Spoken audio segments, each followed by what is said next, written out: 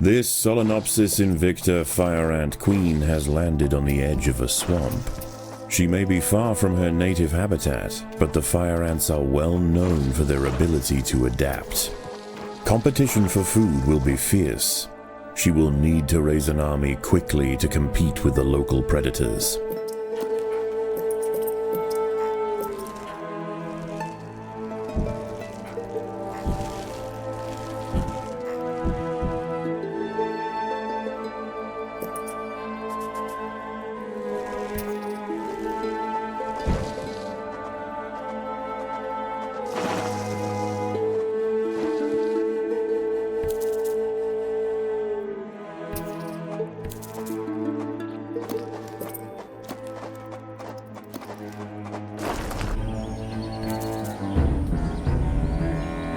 The colony lies in the shadow of a great titan to the north, an American bullfrog. This large female has found the perfect spot to feed. Sheltered by foliage and in the path of many wandering insects and smaller amphibians, she has no reason to move on. Eventually she will need to be displaced, but for now, the fire ants have more pressing business to attend to. Many of the milkweed plants growing nearby are infested with aphids. Their honeydew excretions present an ideal, energy-rich food source for the fire ants. Aphids far from the nest are vulnerable, however, and are sometimes relocated closer to home where they can be better protected from predators and thieves.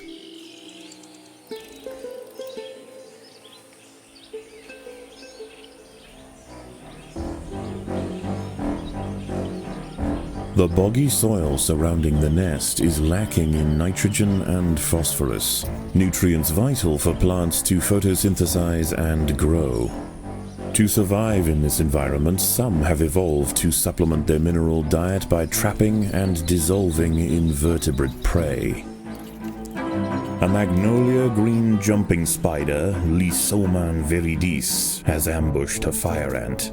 It prefers to hunt on foliage, where it is less likely to be spotted by predators and prey alike. Out on the ground, it's more vulnerable, but that won't stop it from snacking on lone ants far from the safety of the nest.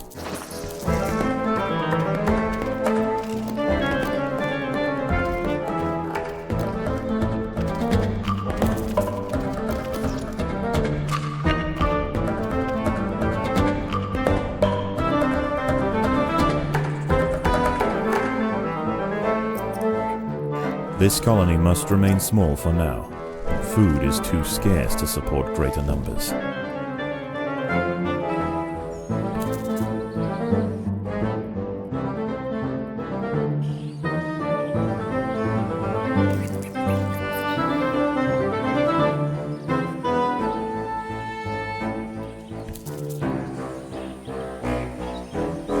A small colony of Phaedulae maurici big-headed ants have established themselves on a hill to the west. Scavenging for seeds, aphids, and dead insects, they are unlikely to pose a threat to the invicta colony, if left undisturbed.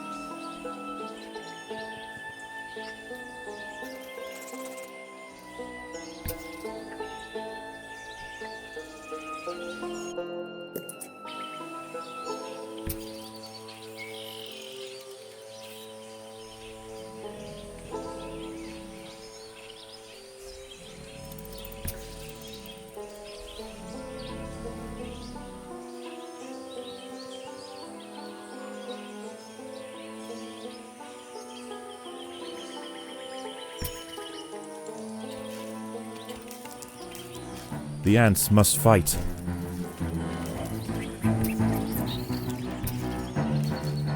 A six-spotted tiger beetle, Cicindela sexcutata, is on the move near the nest. Its metallic green elytra make it unmistakable, and like its other tiger beetle cousins, long legs give it the speed to chase down small arthropods with ease.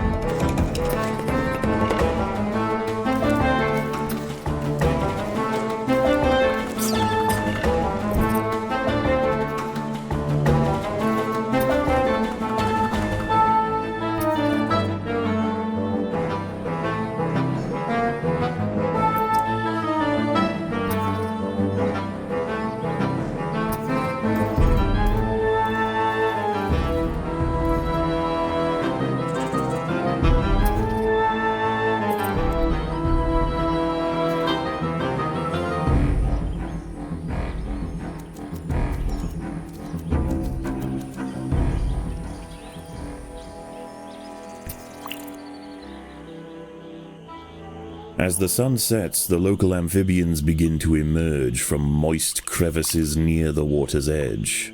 Lone invertebrates will be picked off quickly. The ants should travel in numbers or not at all.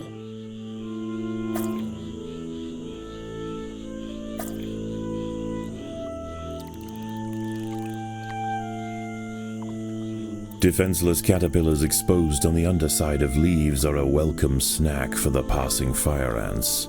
The colony should take advantage while it can. Few meals surrender so willingly.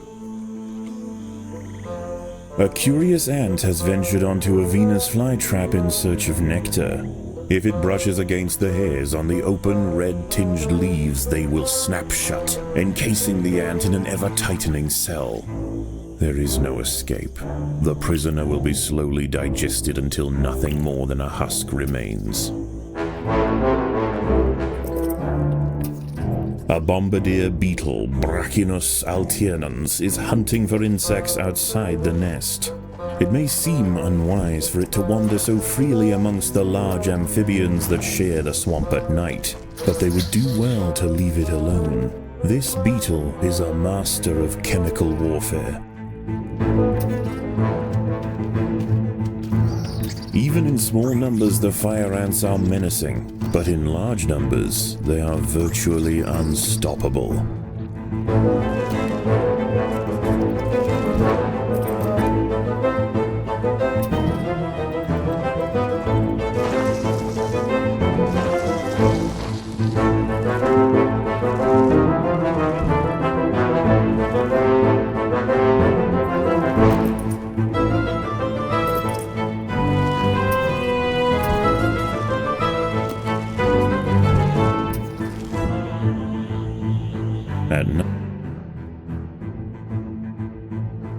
At night, eastern narrow-mouthed toads patrol above ground looking for food.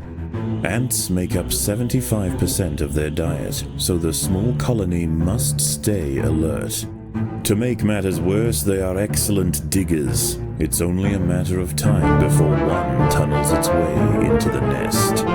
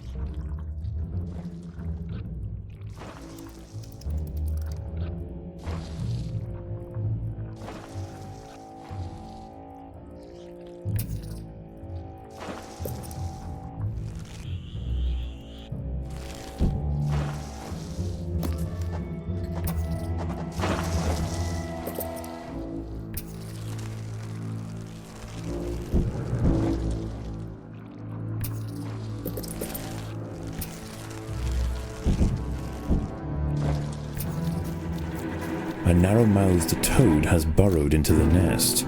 It may be small for a toad, but its appetite for ants is insatiable. Secretions from its skin burn any that manage to escape its projectile tongue.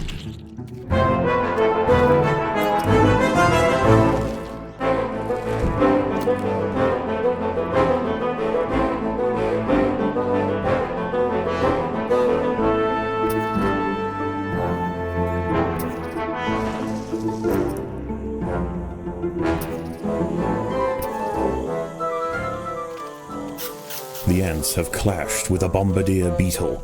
Feeling threatened, the beetle mixes a cocktail of chemicals that react together, boil, and explode from a valve at the base of its abdomen.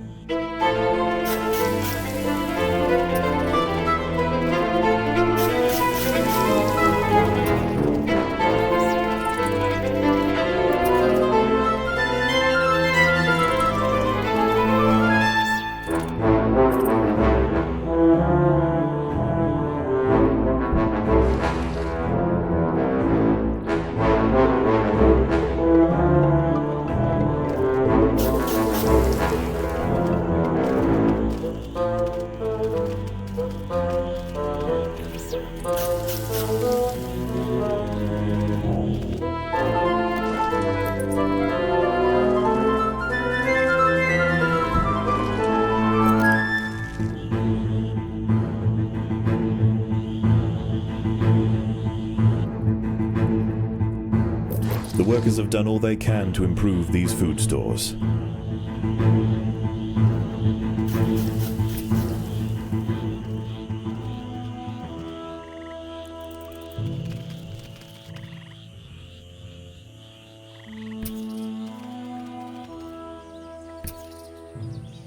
Dawn breaks, and the salamanders and toads retire to their damp alcoves to wait out the sun. Only the great bullfrog remains. She sits patiently on her throne, waiting for the next meal to wander by.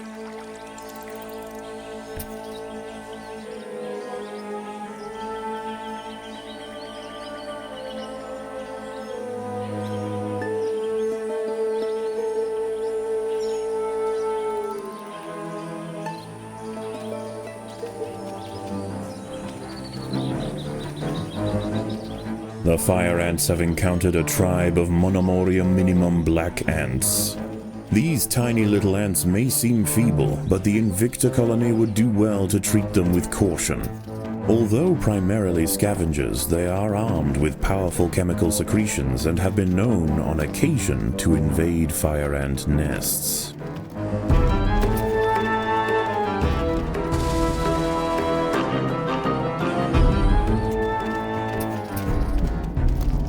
The ants have set upon a green lynx spider, Puccetia viridans. She prefers to hunt on pitcher plants, but out in the open, she loses her advantage. Far from defenseless, however, when threatened she can spit venom up to 30 centimeters from her fangs.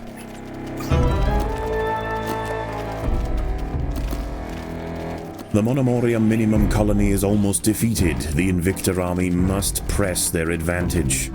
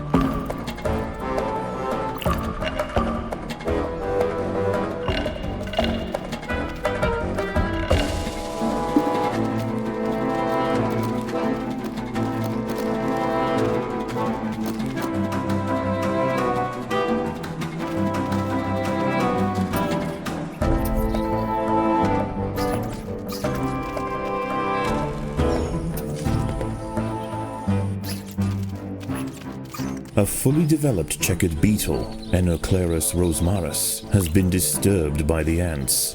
It has the same ravenous appetite and slicing jaws as its juvenile counterpart, but now paired with thick armor plates, it represents a far greater danger to the colony. The little black ants fought to the last to defend their queen. Now the Invicta colony will enjoy the spoils of war. Defenseless larvae from the vanquished colony will be carried home and fed to the victor's own hungry brood.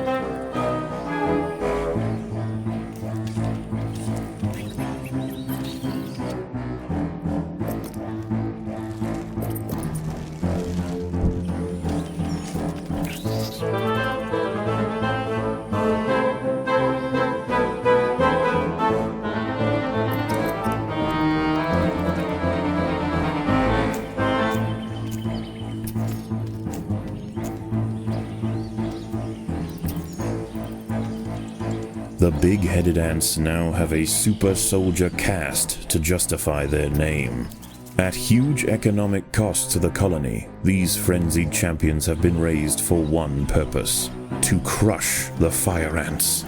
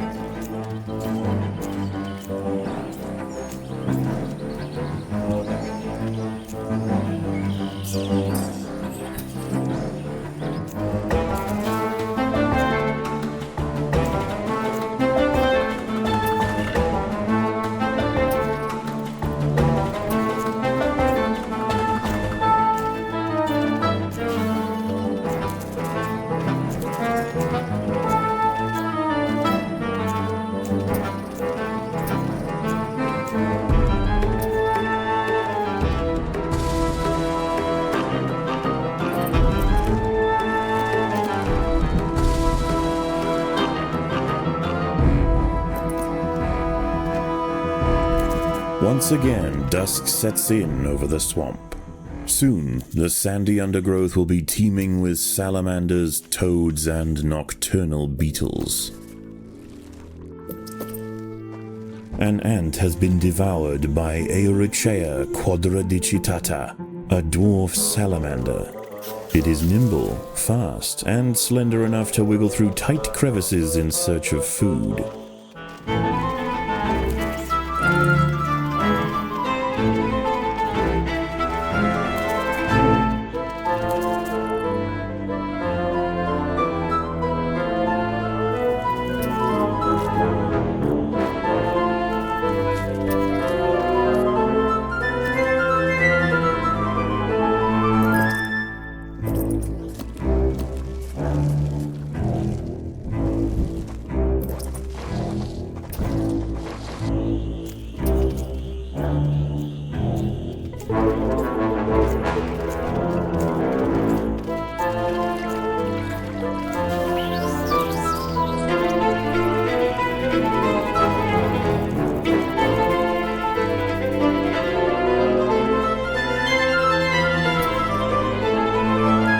colony is starving.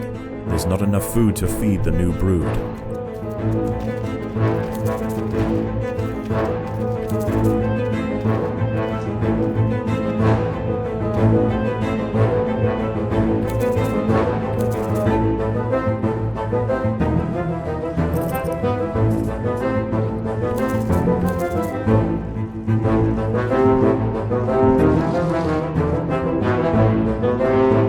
An ant has fallen victim to a carnivorous plant.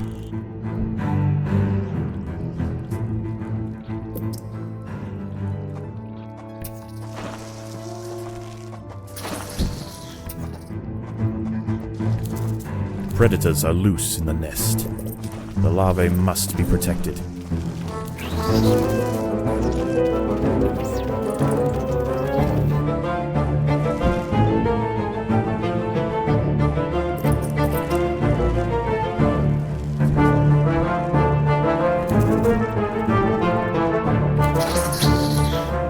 Predators are loose in the nest. The larvae must be protected.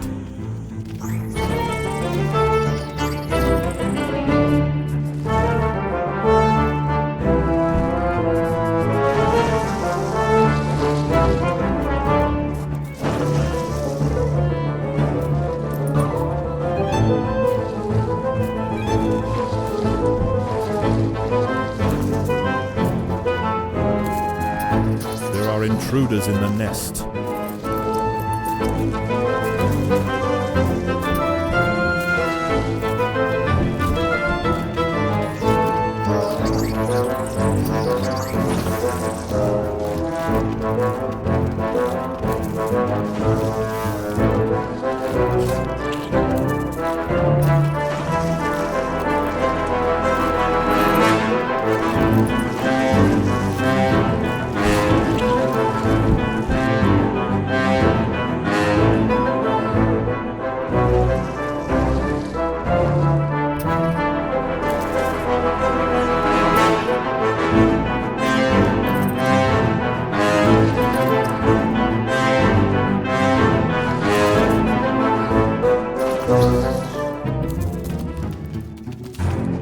There are intruders in the nest.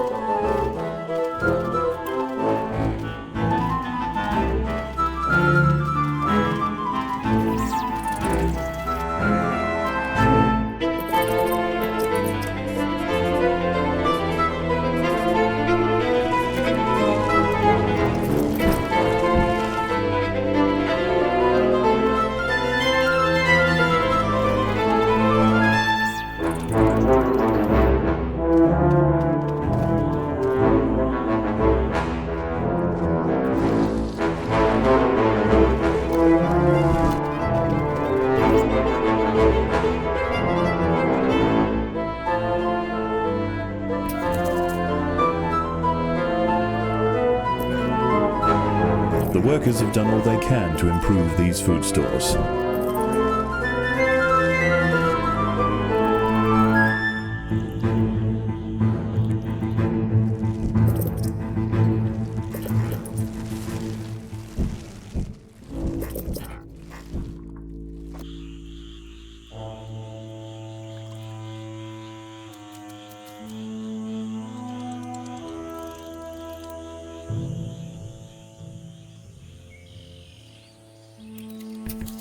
For the swamp amphibians, the nighttime feast is over. Toads give way to tiger beetles, and the ant colonies step up their activities. If the fire ants are to stand any chance of establishing a long-lasting empire, they must grow quickly. There is no time to waste.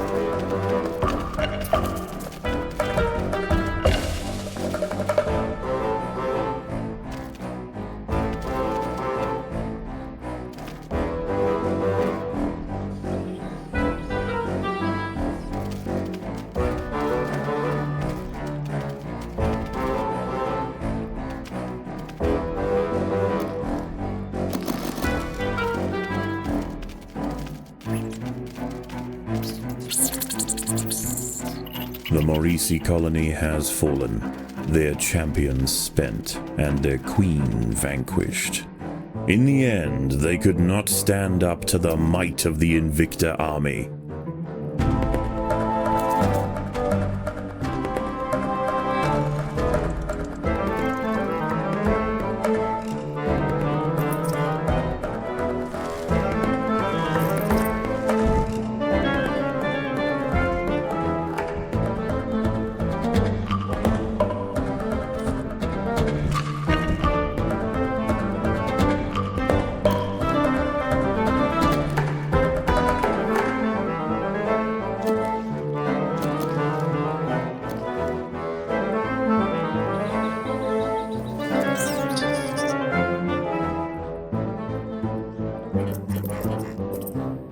A wingless parasitic wasp, Dasimutilla occidentalis, more commonly known as the red velvet ant, has wandered into Invicta territory. Although not on the hunt for fire ants, it will defend itself if threatened, armed with an extremely powerful sting and displaying bright warning stripes. Most creatures give it a wide berth.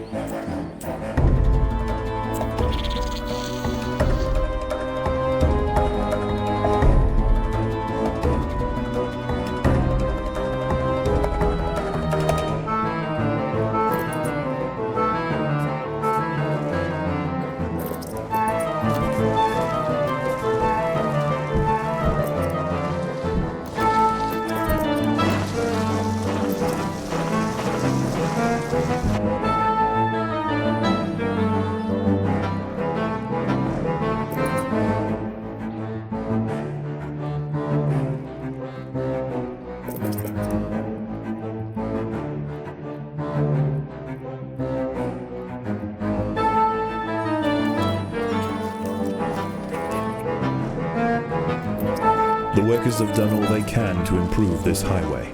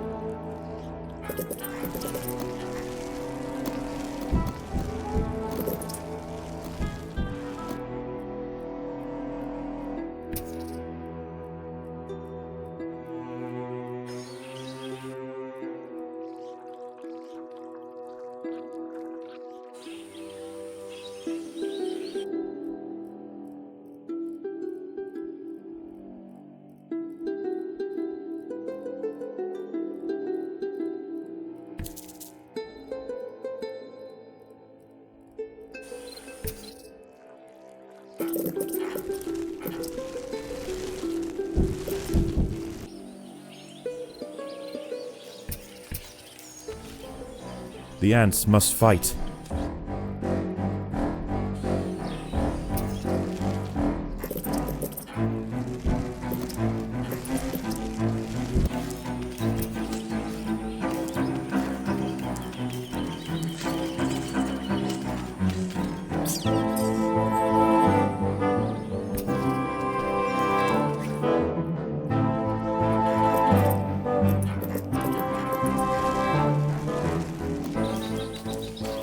A wasp-mantid fly, Climachala brunea, has descended from her perch into the path of the ants. Unrelated to true mantids, her spiked raptorial forelegs are a perfect example of convergent evolution.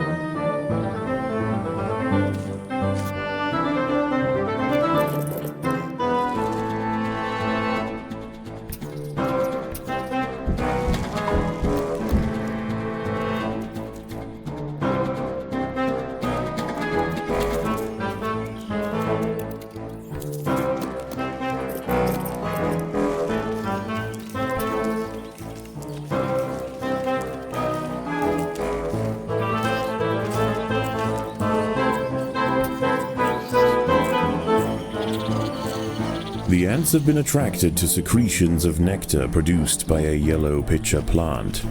In order to feed, however, the ants must position themselves precariously over a deep vat of digestive liquid. Waxy deposits on the rim ensure that any ant that steps too far in won't be stepping out again.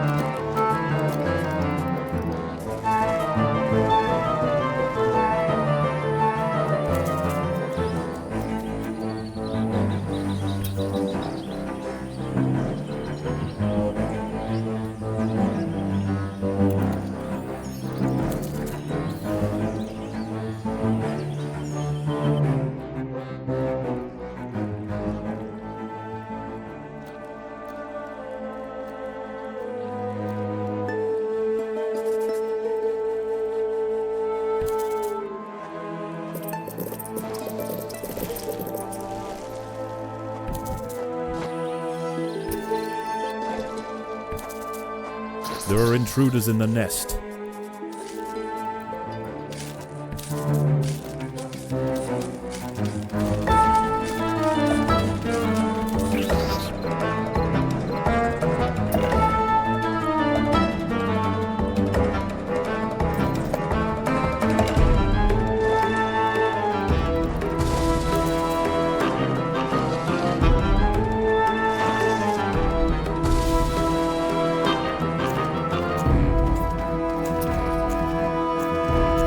Night approaches, and the predators of the day give way to their nocturnal counterparts.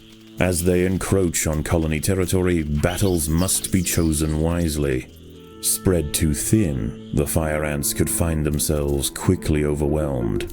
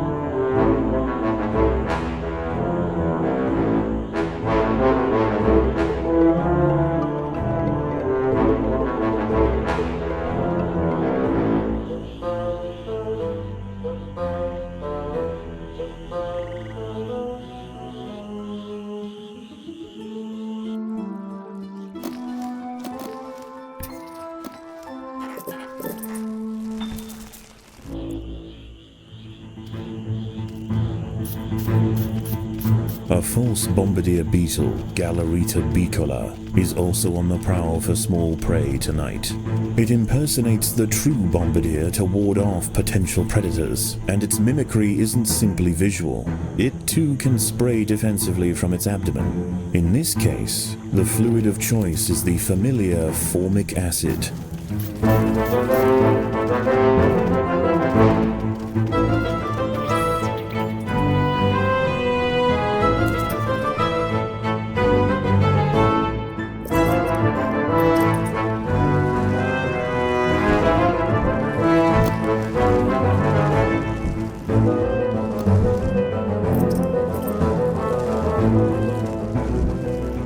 Predators are loose in the nest. The larvae must be protected.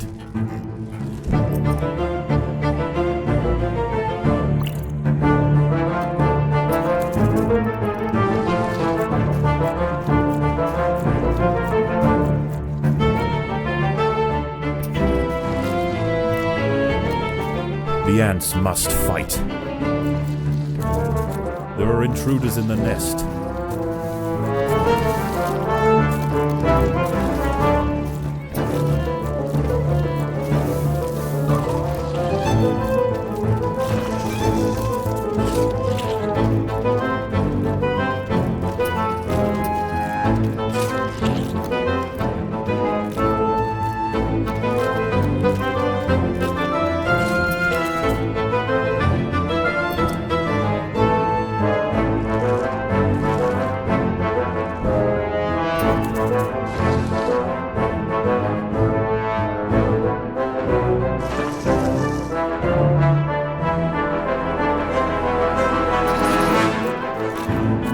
There are intruders in the nest.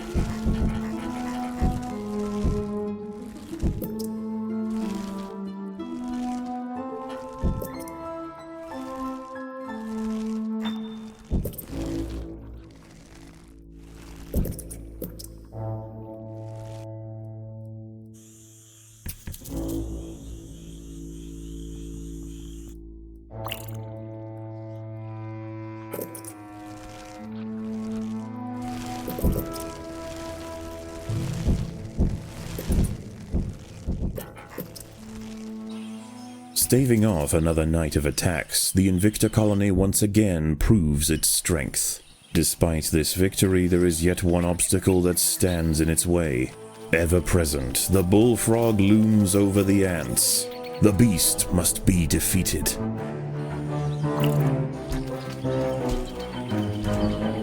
The fire ants have mounted their first attack upon the great American bullfrog, Litabates scatesbianus.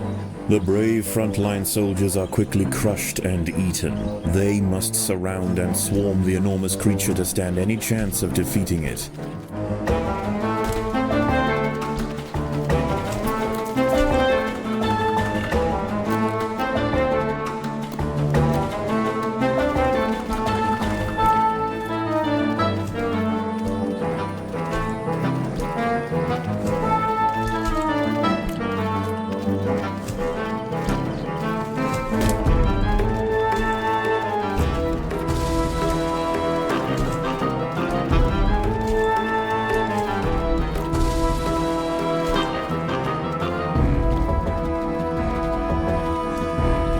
Again and again, soldiers clamp onto the bullfrog's leathery skin and inject their Solenopsis venom, but the beast shows no signs of wavering.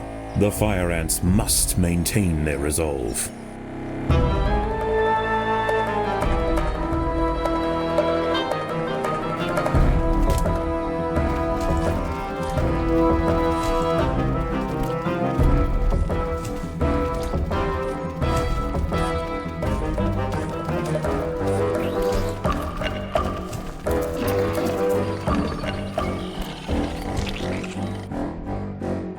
Overwhelmed with burning venom, the bullfrog finally succumbs to the might of the fire ants. Utterly spent, it collapses on the hillside, leaving the victors free to consume its body. Unbeknownst to the ants, the presence of the bullfrog was keeping many other local amphibians at bay. The power vacuum it left behind is attracting a host of salamanders and frogs eager to take its place. The ants should go to ground quickly and prepare for the imminent chaos.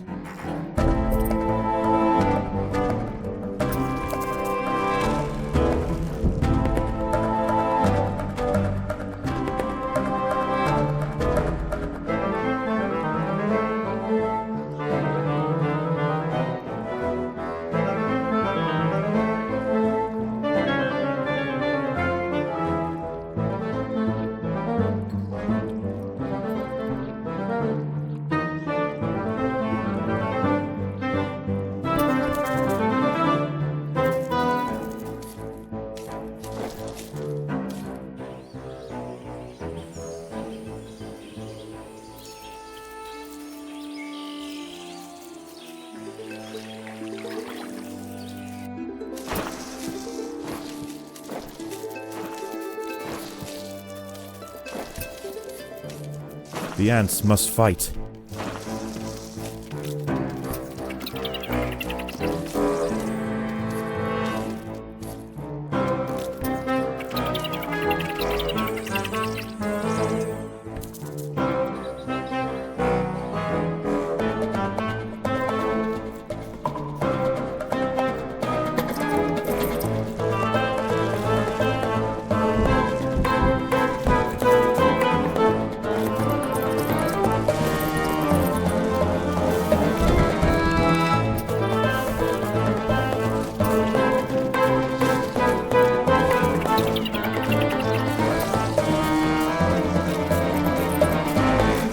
The workers have done all they can to improve this highway.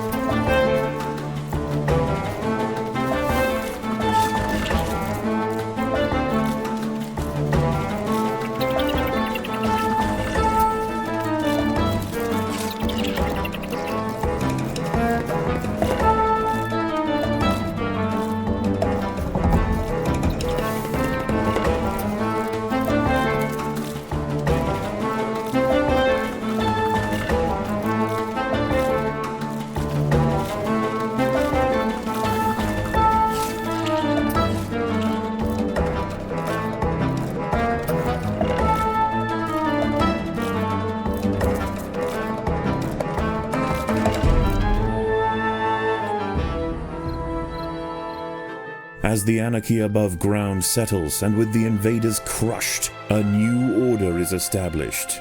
This is now the domain of the fire ant.